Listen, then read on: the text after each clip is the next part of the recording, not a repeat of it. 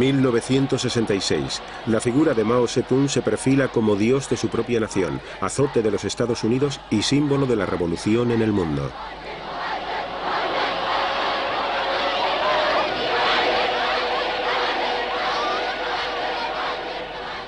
Seis años después, Mao abrazaba al enemigo. At the summit, face to face, two leaders who direct the destiny of 1 out of 3 persons on the earth. The gate to friendly contact, says Zhou Enlai, has finally been opened.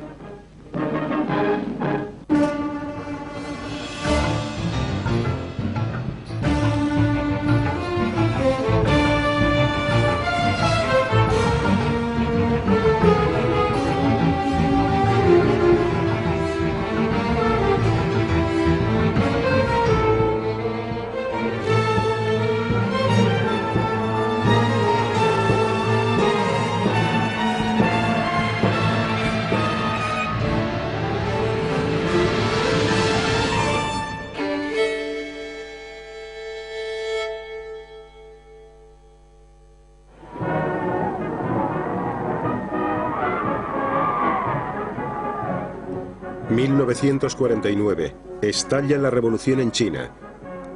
Los soldados del Ejército Popular de Liberación fueron recibidos como héroes en Beijing. Guiados por Mao Zedong, los comunistas habían triunfado en la guerra civil contra los nacionalistas. Los soviéticos no les habían apoyado tanto como hubieran debido. Los chinos opinaban que la victoria era fruto de su propio esfuerzo. El Partido Comunista parecía maravilloso. Era democrático, igualitario y prometía que a nadie le faltarían alimentos. Es natural que mi espíritu se empapara de los ideales comunistas.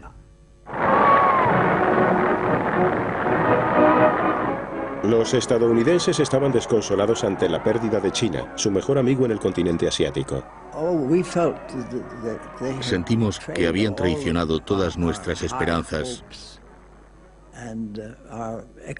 y nuestras expectativas con respecto a ellos. Nos habíamos implicado emocionalmente con ellos y ahora nos hacían algo así.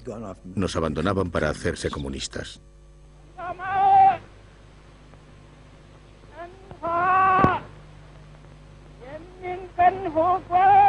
El 1 de octubre, Mao Zedong comunicó a la multitud que se había congregado en la plaza de Tiananmen el nacimiento de una nueva China.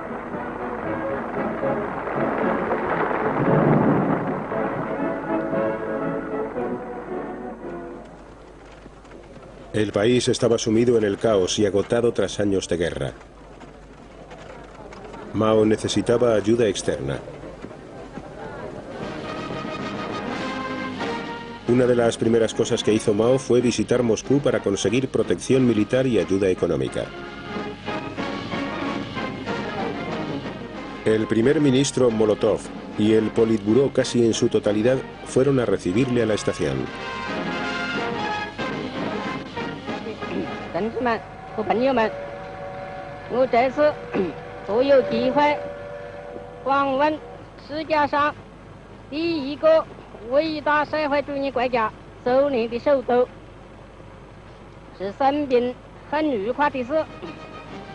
Entonces Mao se dirigió al Kremlin para reunirse con Stalin. Mao estrechó la mano de Stalin durante un lapso de tiempo muy largo. Stalin, en cambio, salió a recibirle pausadamente. Sabía desempeñar muy bien el papel de jefe de Estado. Stalin era muy buen actor. Y no se dio tanta prisa como Mao en saludarle. Stalin no le asustaba y tampoco recelaba especialmente de él. La cuestión era, ¿cómo podrían llegar a un acuerdo? Mao tenía una forma de pensar propia y Stalin también tenía la suya, pero Mao podía esperar, no tenía prisa alguna. Mao debía mostrarse paciente. Deseaba firmar un tratado de amistad chino-soviético sin hacer demasiadas concesiones.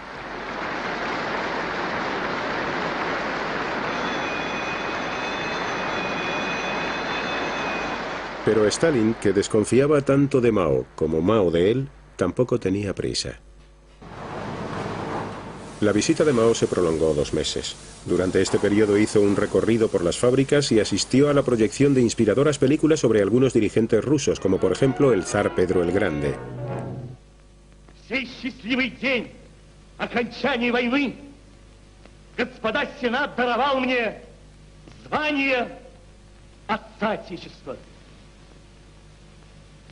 Суров я был с вами, дети мои, ибо не для себя был суров, но дорога мне была Россия.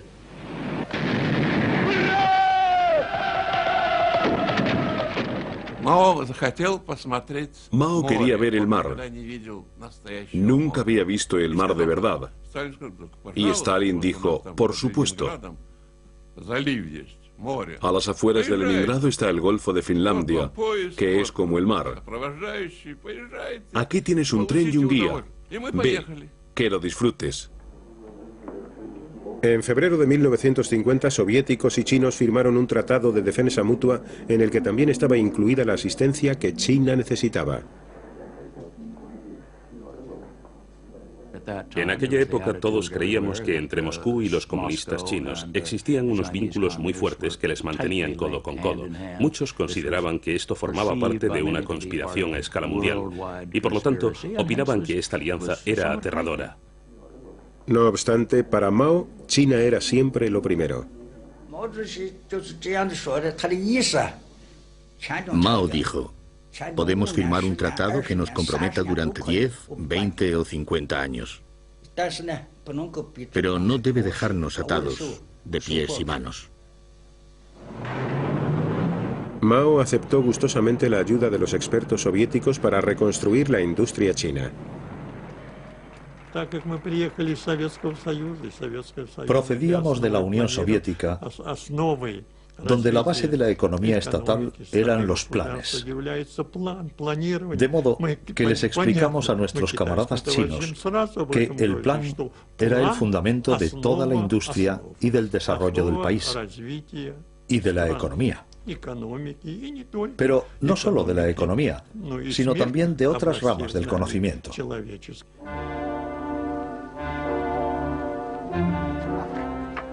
Los dirigentes chinos se embarcaron en reformas agrícolas muy radicales. Despojaron de sus tierras a los grandes propietarios y se las entregaron a los campesinos. Los antiguos terratenientes fueron denunciados y humillados en público.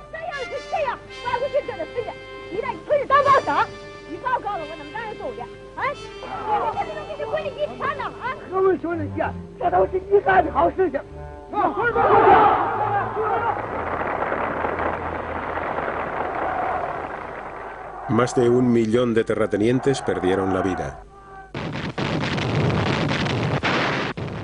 En junio de 1950, Corea del Norte, que contaba con el respaldo de soviéticos y chinos, atacó Corea del Sur. The sudden attack by the North Koreans dealt the slender forces below the 38th parallel a mortal blow. The prompt arrival on the scene of U.S. soldiers gave Marshal Stalin and his cold-eyed strategists a rude shock.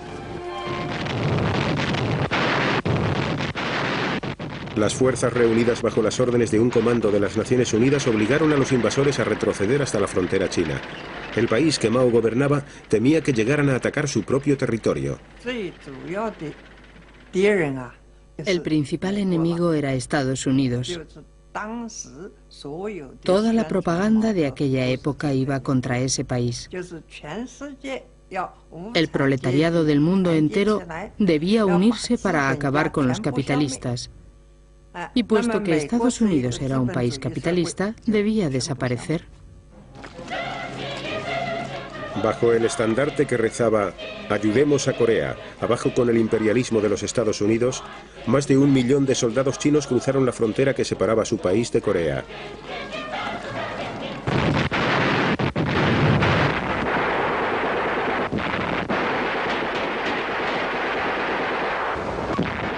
La guerra de Corea duró 3 años, durante los que perdieron la vida más de 500.000 de soldados chinos.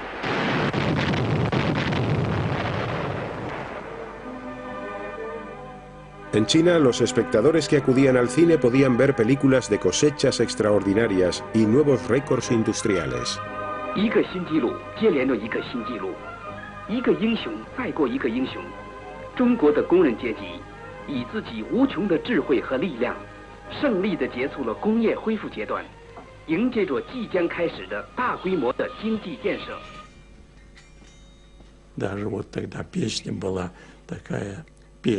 En aquella época, tanto rusos como chinos solíamos cantar una canción titulada Moscú-Pekín.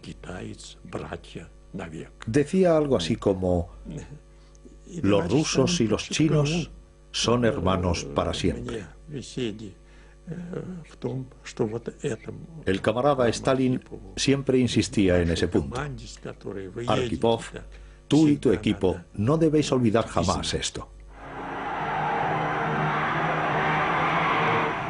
La producción de acero era el patrón con el cual se medía el vigor nacional. El éxito obtenido por el primer plan trienal fue largamente celebrado, pero la ayuda soviética, aunque muy estimulante, tenía un precio. Nosotros, el pueblo chino, estábamos entusiasmados con los soviéticos. Eran nuestros hermanos mayores y nuestros mejores amigos, por lo que esperábamos que nos dedicaran una calurosa bienvenida. La primera vez que fuimos a la Unión Soviética, nos ofrecieron un gran banquete. Comimos muy bien. Los alimentos eran buenísimos. Pero nunca esperamos que el ágape no fuera gratuito. Nos pidieron más de 9.000 rublos por la cena, cosa que nos dejó atónitos. La muerte de Stalin en 1953 causó un profundo impacto en China. A pesar de sus recelos, Mao siempre había respetado la férrea autoridad del líder soviético. Tras una lucha por el poder en el Kremlin, Nikita Khrushchev se alzó como el nuevo líder soviético. Él y su Politburó visitaron China para mantener la alianza anteriormente establecida. Las dimensiones y el poder del bloque comunista cada vez preocupaban más a la administración estadounidense. We can see that China is the basic cause of all of our troubles in Asia. If China had not gone communist, we would not have had a war in Korea. If China were not communist, there would be no war in Indochina. There would be no war in Malaya. Today, there are approximately 540 million people who can be counted on the side of the free nations. There are 800 million on the communist side. And there are 600 million others who must be counted as non-committed. Estados Unidos hizo todo lo posible por frenar el avance del comunismo. Para evitar que China atacara el bastión nacionalista chino de Formosa, actualmente Taiwán, los Estados Unidos financiaron una concentración de elementos militares en la isla. Generalissimo Chiang Kai-shek, along with his American advisors, reviews Free Chinese nationalist forces in an Independence Day parade.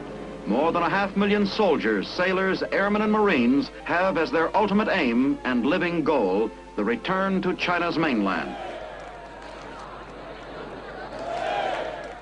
El gobierno nacionalista estaba dispuesto a proteger dos pequeñas islas que se encontraban fuera de las costas de China, Quemoy y Matsu. Desde el punto de vista de los Estados Unidos, esas pequeñas islas situadas a orillas del continente no tenían significado alguno en sí mismo. Por otro lado, los nacionalistas chinos las veían como símbolos de lo que los Estados Unidos sería capaz de hacer para ayudarles. De hecho, Chiang Kai-shek colocó a gran parte de su ejército en esas islitas. En 1954 los comunistas bombardearon la isla de Quemoy. 3 meses más tarde, Washington firmó un tratado de defensa mutua con Taiwán. Almost immediately, the major units of the 7th Fleet are shifted to Formosa to augment the United States and nationalist patrols in the Strait and along the mainland. The action upholds the United States pledge to meet the common danger, communism. El despliegue de fuerza estadounidense no consiguió poner fin al desafío lanzado por la China comunista. The Allied nations possess together plenty of power in the area. The United States in particular has sea and air forces, now equipped with new and powerful weapons of precision. La posibilidad de guerra total cada vez estaba más cerca. Estados Unidos comenzó a hacer amenazas nucleares. Eisenhower nunca dijo que utilizaría armas nucleares, pero esencialmente lo que Dulles y él decían era: disponemos de armas nucleares y en caso de conflicto formarán parte de nuestro arsenal. En pocas palabras, querían decir que si las necesitaban para imponerse a alguien, las utilizarían. Regular target training keeps every pilot in combat readiness at all times. La provocación de Mao y las respuestas de Estados Unidos afectaban a Khrushchev, puesto que eran sus bombas nucleares las que garantizaban la seguridad de China. Khrushchev comunicó a los chinos que en poco tiempo la guerra con el imperialismo sería inevitable. En el 20º Congreso del Partido Soviético, celebrado en 1956, en una sesión secreta que no fue filmada, Khrushchev denunció a Stalin y lo tachó de criminal. Mao se tomó estas palabras como una amenaza a su propia forma de gobierno. La actitud de Mao estaba muy clara. Pensaba que la crítica a Stalin había sido totalmente improcedente, puesto que Stalin había sido un estadista internacional. Mao Zedong le dijo: su decisión no es correcta y su discurso tampoco lo es. Khrushchev comenzó a exponer sus argumentos, pero Stalin es un miembro del Partido Comunista de la Unión Soviética. Tenemos derecho y nos corresponde a nosotros hablar sobre él cuando proceda. Se trata del culto a la personalidad de Stalin. Por eso hemos tomado esta decisión. Mao Zedong le contestó: es cierto que es un miembro de vuestro partido, pero también es el líder del movimiento revolucionario en todo el mundo. Nosotros somos seguidores de Stalin. ¿Cómo podéis minimizar el papel de Stalin para decir que no era más que un miembro del Partido Comunista Soviético, así como así?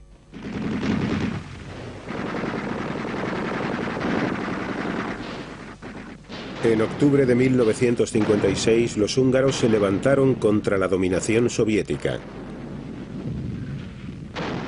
Mientras que Khrushchev dudaba, Mao exigía una enérgica ofensiva contra el pueblo húngaro. Mao se desplazó a Moscú para celebrar el 40 aniversario de la Revolución Soviética y aprovechó la ocasión para asumir el mando y alzarse como nuevo líder de la Revolución Mundial.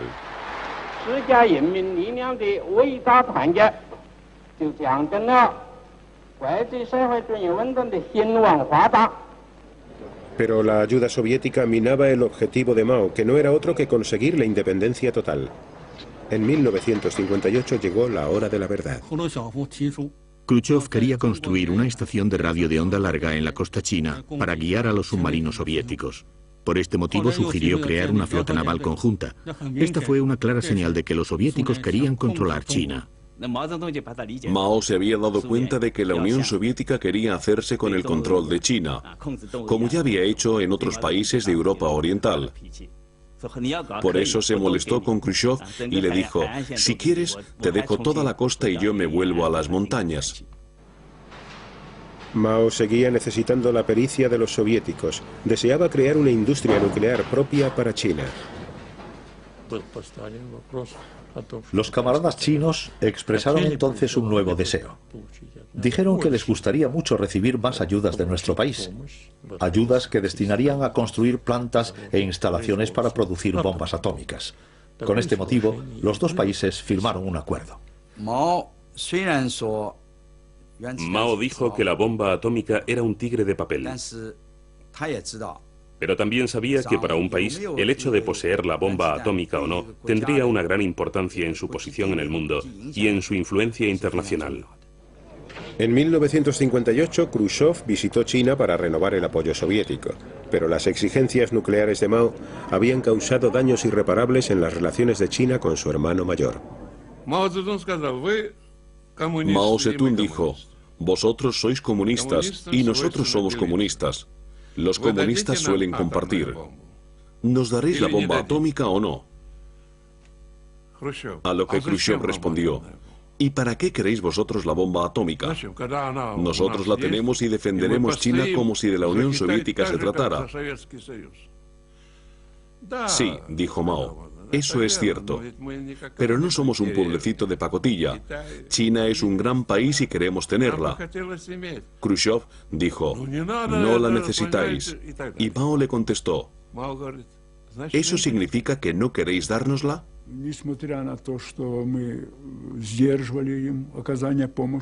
A pesar de que tratamos de reducir el envío de armas nucleares a China, ya les habíamos proporcionado los planos y casi toda la asistencia necesaria para construir la bomba atómica. En su siguiente visita a Beijing, Khrushchev acababa de regresar de los Estados Unidos, donde había sido el invitado de Eisenhower.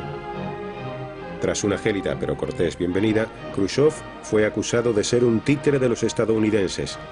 El jefe de gobierno soviético protestó enérgicamente y dijo que esa no era forma de hablar a un líder comunista. El ministro de Asuntos Exteriores de Mao, el mariscal Chen Yi, estaba gritando a Khrushchev.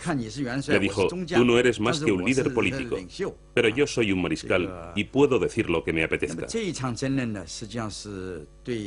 Ese argumento tuvo un gran peso en las relaciones chino-soviéticas. A partir de ese momento no consiguieron ponerse de acuerdo en las principales cuestiones y terminaron separándose. La lucha por alcanzar la posición predominante en el mundo comunista había comenzado. Eran dos déspotas, cada uno a su manera, por lo que no podían cooperar. En el campo comunista, la cuestión que se planteaba era la siguiente. ¿Quién de los dos era el número uno? ¿Quién era el zar?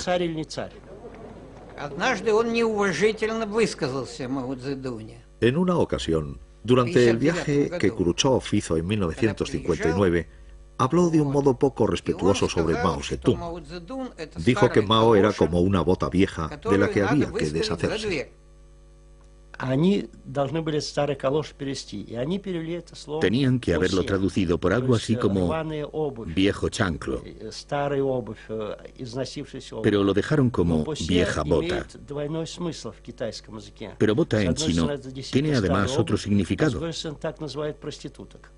el de prostituta. Y cuando Kang Shen escuchó esas palabras, creyó que estaban insinuando que el gran líder era una vieja puta. Los asesores soviéticos pronto serían retirados de China. La rivalidad entre las dos potencias comunistas era tanto ideológica como personal. Las disputas ideológicas podían resultar bastante cómicas. El lado soviético decía, nosotros somos los marxistas. Y el lado chino contraatacaba, no, los marxistas somos nosotros. Los soviéticos seguían, nosotros somos rojos. Y los chinos a continuación, pues nosotros somos aún más rojos. Esta situación ciertamente podría parecer muy graciosa, pero los daños eran realmente graves.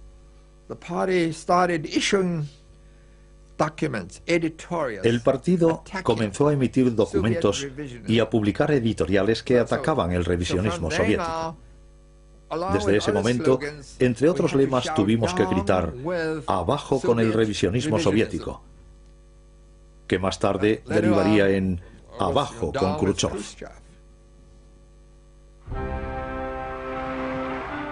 En 1958, Mao había inventado una nueva política conocida con el nombre de Gran Salto hacia adelante.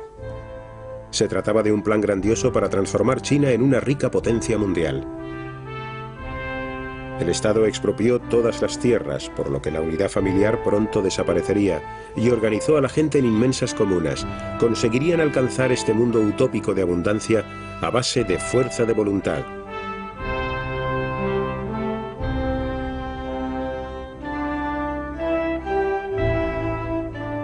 Los métodos de Mao serían una versión extrema de la brutal colectivización que llevó a cabo Stalin en los años 30. El gran salto hacia adelante era una especie de proyecto temerario. Mao deseaba cambiar el aspecto de China en el menor tiempo posible.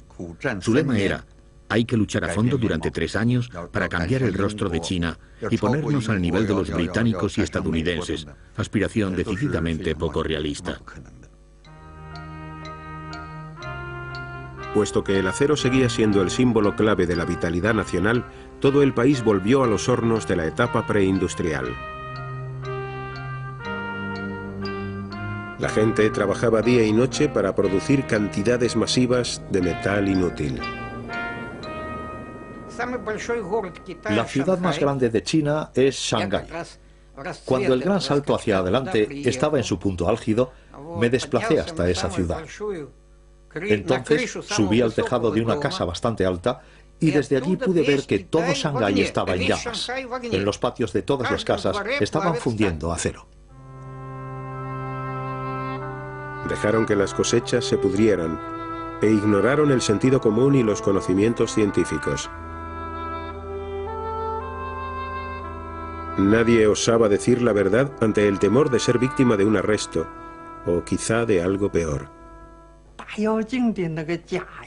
Las mentiras del gran salto hacia adelante eran absolutamente increíbles.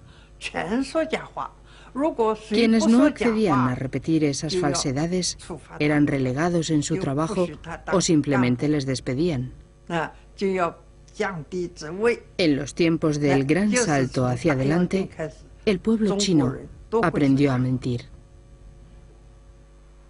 A los agricultores les quitaban la comida para elaborar cuotas falsas. Fue uno de los peores desastres causados por la mano del hombre que se han visto a lo largo de la historia. Teníamos que comernos la farfolla, es decir, la cáscara del grano, ni siquiera el grano mismo. Comíamos hojas de los árboles y todos terminamos enfermando de hepatitis. Muchos agricultores murieron de hambre, aunque nadie sabe con exactitud cuántos. Debido a la política de Mao, más de 30 millones de personas murieron de inanición. Mientras tanto, Mao, que ocultaba la catástrofe, seguía representando el papel de líder del mundo comunista. Al sufrir el bloqueo de Washington y de las Naciones Unidas, China se convirtió en el campeón de las causas anti-estadounidenses. Los dirigentes del tercer mundo y los intelectuales occidentales se reunieron en Beijing. En Moscú, Khrushchev trataba de conseguir una coexistencia pacífica con Occidente. The Kremlin is the setting of an historic event, the signing of an atom test ban. The big three representatives, Dean Rusk, Andrei Gromyko, and Lord Hume, signed for the US, Russia, and Britain. Most other nations of the world, with the notable exception of France, Communist China, and Cuba, are to sign later. Communist China has denounced the Soviets for making the treaty, widening further the breach between the two communist powers. La reacción de Mao ante el Tratado de Prohibición de Pruebas Nucleares fue muy desafiante.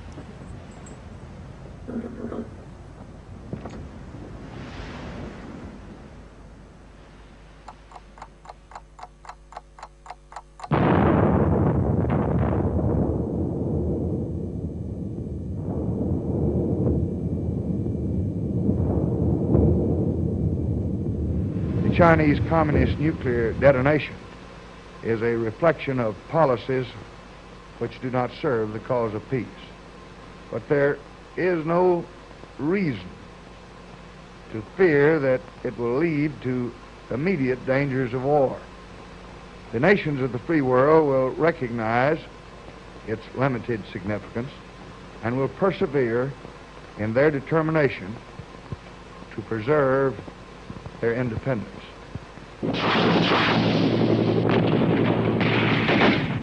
En 1965, los marines de los Estados Unidos fueron enviados a Vietnam. El presidente Johnson estaba decidido a evitar que los comunistas de Vietnam del Norte y sus aliados en el sur adquirieran más poder. En China, se produjeron movilizaciones masivas para apoyar a su país vecino, Vietnam del Norte. The rulers in Hanoi are urged on by Peking. This is a regime which has destroyed freedom in Tibet, which has attacked India, and has been condemned by the United Nations for aggression in Korea. It is a nation which is helping the forces of violence in almost every continent. The contest in Vietnam is part of a wider pattern of aggressive purposes.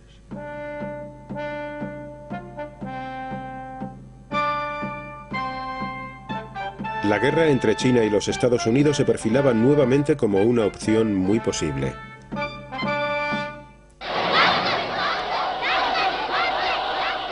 Angustiado por el fracaso de su gran salto hacia adelante, Mao luchaba por mantener su dominio en toda China.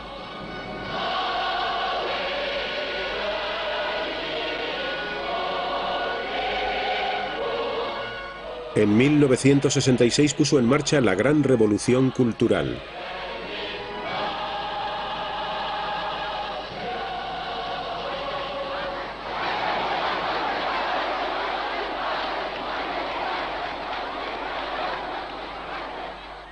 No fue capaz de realizar un milagro económico, de modo que en 1966 lo intentó con un milagro político.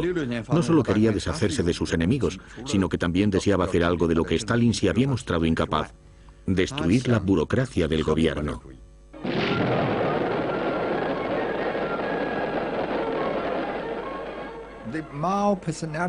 El culto a la persona de Mao no llegó a su máximo desarrollo hasta la Revolución Cultural.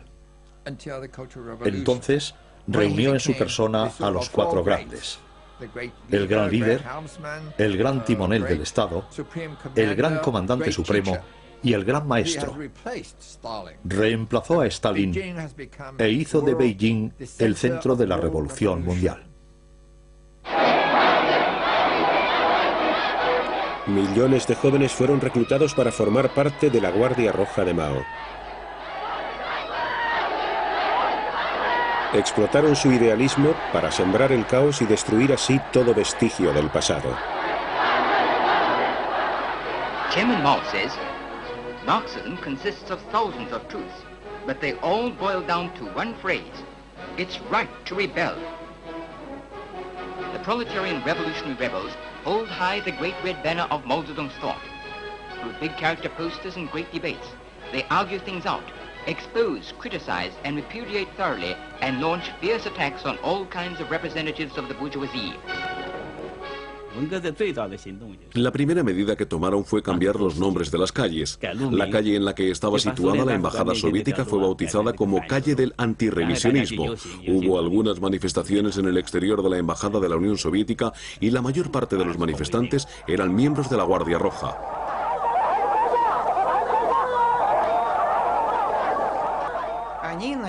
Por la mañana colgaron a unos muñecos que representaban a Brezhnev, Kosygin y Podgorny.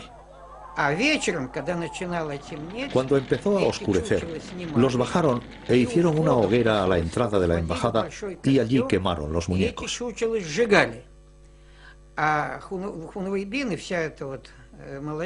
La Guardia Roja y los jóvenes se reunieron en torno al fuego, bailando y gritando consignas antisoviéticas. Desde medianoche hasta las 6 de la mañana practicaron la tortura china. Durante 15 minutos guardaban silencio. Y cuando ya casi nos estábamos quedando dormidos, agotados por el escándalo, ellos volvían a empezar. Cada 15 minutos paraban y luego volvían a gritar, y así sucesivamente, toda la noche. A las 6 de la mañana, el alboroto volvió a empezar, pero ya no se callaron en todo el día.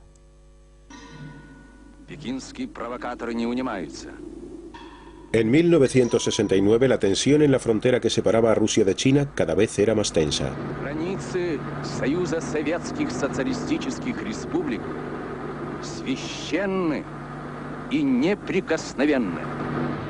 Los choques eran frecuentes. El río Ussuri, situado en la zona oriental soviética de Asia, fue el escenario de la mayor parte de los enfrentamientos.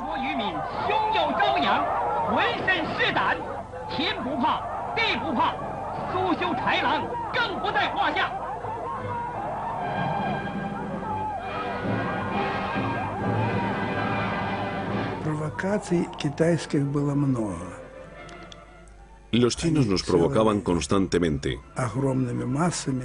Cruzaban la frontera en grupos muy numerosos. Pero ¿qué podíamos hacer nosotros? No hubiera sido una buena idea dispararles. ¿Cómo deshacernos de ellos entonces? Era un problema de difícil solución, de modo que las cosas empeoraron. Y la culpa de todo esto era en gran parte de los chinos. Las imágenes de miembros del pueblo chino que se mostraban muy agresivos en las fronteras aumentaron los temores soviéticos de que se produjera una invasión. Siberia y Extremo Oriente eran zonas con escasa densidad de población, de manera que, ¿por qué no dejar que millones de chinos comenzaran a trasladarse allí? Los escritores nos habían prevenido sobre el peligro amarillo. Creían que los chinos podrían llegar a intentar conquistar Europa, atravesando para ello Rusia. La Unión Soviética contaba con un arsenal nuclear y con 1 millón de tropas situadas a lo largo de toda la frontera entre su país y China. Al norte de Beijing solo había llanuras, por lo que si la Unión Soviética decidía atacar a China, en menos de una semana los rusos llegarían con sus tanques a Beijing. En marzo de 1969 se libró una batalla por el control de una diminuta isla situada en el río Ussuri. La escalada en las hostilidades mutuas resultaba muy peligrosa. Nuestra CIA estimaba que las posibilidades de que la Unión Soviética atacara a China con armas nucleares eran de 1 entre 3. Y eso deja constancia de lo fundados que eran nuestros temores. Mientras tanto, en 1969, los chinos seguían construyendo sin descanso grandes refugios subterráneos bajo sus ciudades. Lo cierto es que todos teníamos miedo de la guerra, que poco a poco iba tomando forma. La finalidad de esta inmensa red de refugios subterráneos era resistir a un ataque nuclear. En Moscú, un gran número de ciudadanos soviéticos se manifestaron a las puertas de la embajada china. La prensa soviética dio a entender que existía la posibilidad de que estallara una guerra nuclear entre la Unión Soviética y China. No creo que nadie en Moscú tuviera verdaderamente la intención de lanzar un misil sobre China. Hubiera sido una locura. Pero algunas de las personas con las que yo me relacionaba en los círculos diplomáticos me comentaron que no estaría mal darles con un misil en la cabeza a los chinos. El primer ministro soviético Kosygin visitó Beijing en octubre de 1969 para detener una posible guerra y para reanudar las relaciones entre los dos países. Cuando Zhou Enlai se encontró con Kosygin en el aeropuerto de Beijing, le dijo: si atacáis nuestras instalaciones nucleares con armas atómicas, será como si nos declaraseis la guerra. Como si estuvierais invadiendo nuestro territorio. China no dudará en responder. Mao, que temía la beligerancia de Moscú, ya había decidido que deseaba mejorar sus relaciones con Estados Unidos.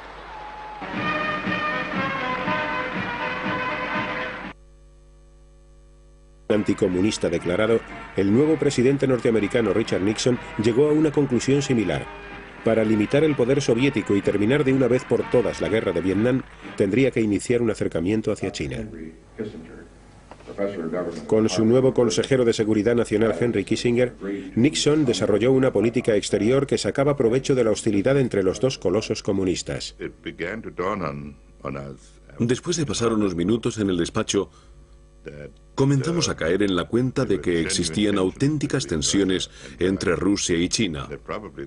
Además, aunque nosotros habíamos comenzado opinando lo contrario, probablemente fuera la Unión Soviética y no China la causante de ese malestar.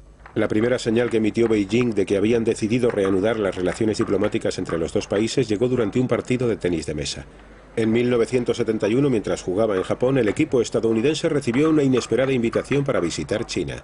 I think it's a wonderful opportunity to go to China because not very many people get there, and I feel it's a great opportunity to play against the top players and be able to take some of this knowledge home, and I think it's also a step in our political relations with China.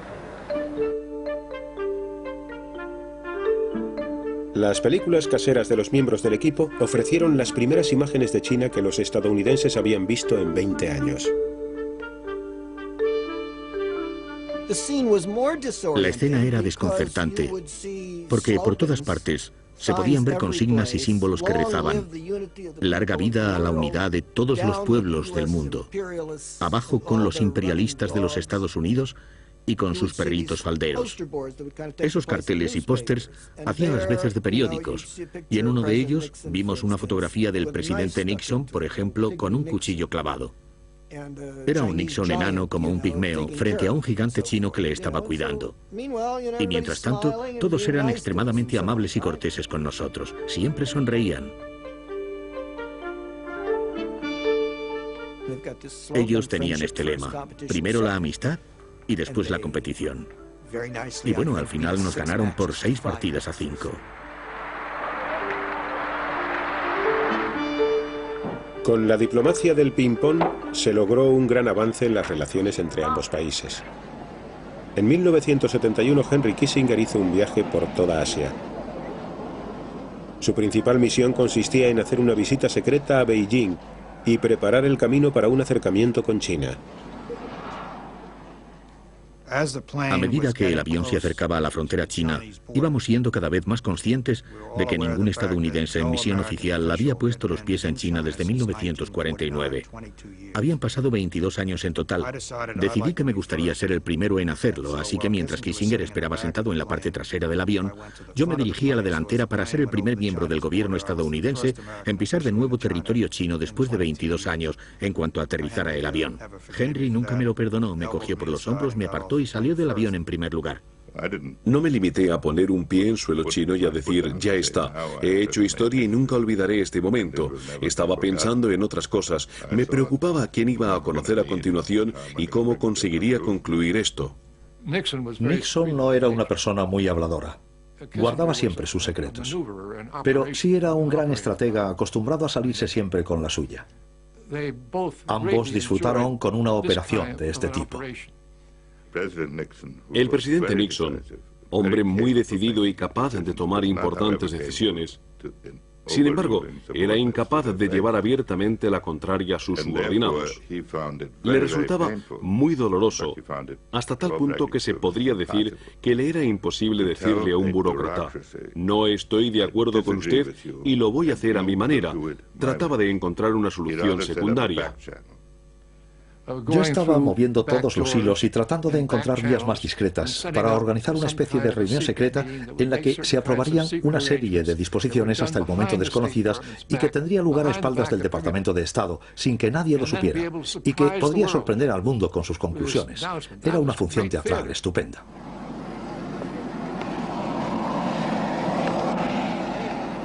El viaje de Nixon a Beijing cambió la inclinación de la balanza de la Guerra Fría. Su triunfo en China también ocupó las portadas de los periódicos, desplazando a los acontecimientos cada vez más nefastos que estaban teniendo lugar en Vietnam. En aquel momento nos pusimos muy nerviosos. Pensamos que era algo muy positivo porque el aislamiento de China del resto del mundo había ocasionado grandes desastres. Sabía que a Mao no le quedaba mucho tiempo de vida y consideré que había tomado una decisión muy acertada. En mi opinión, solo Mao podía haber tomado esa decisión, que ninguno de sus sucesores jamás tendría el valor de modificar. Premier Zhou Enlai moves forward to greet the first American president to set foot on Chinese soil.